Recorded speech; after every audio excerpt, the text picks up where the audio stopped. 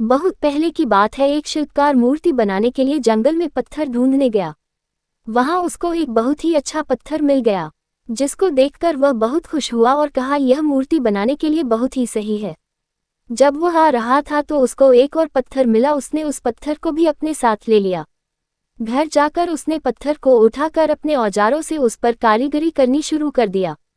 औजारों की चोट जब पत्थर पर हुई तो वह पत्थर बोलने लगा कि मुझको छोड़ दो, इससे मुझे बहुत दर्द हो रहा है। अगर तुम मुझ पर चोट करोगे तो मैं बिखर कर अलग हो जाऊंगा। तुम किसी और पत्थर पर मूर्ति बना लो। पत्थर की बात सुनकर शिल्पकार को दया आ गई। उसने पत्थर को छोड़ दिया और दूसरे पत्थर को लेकर मूर्ति बनाने लगा। वह पत्थर कुछ नहीं बोला। कुछ समय में शिल्पकार ने उस पत्थर से बहुत अच्छी भगवान की मूर्ति बना दी। गांव के लोग मूर्ति बनने के बाद उसको लेने आए। उनने सोचा कि हमें नारियल फोड़ने के लिए एक और पत्थर की जरूरत होगी। उन्होंने वहां रखे पहले पत्थर को भी अपने साथ ले लिया। मूर्ति को ले जाकर उन्होंने मंदिर में सजा दिया और उसके सामने उसी पत्थर को रख दिया। जब भी कोई व्यक्ति मंदिर में दर्शन करने आता तो मूर्ति को फूलों से पूजा करता, दूध से स्नान कराता और उस पत्थर पर नारियल फोड़ता था।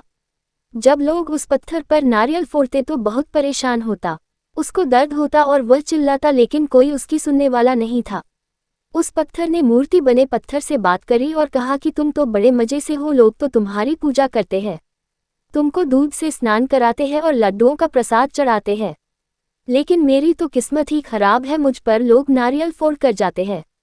इस पर मूर्ति बने पत्थर ने कहा कि जब शिल्पकार तुम पर कारीगरी कर रहा था, यदि तुम उस समय उसको नहीं रोकते तो आज मेरी जगह तुम होते, लेकिन तुमने आसान रास्ता चुना, इसलिए अभी तुम दुख उठा रहे हो।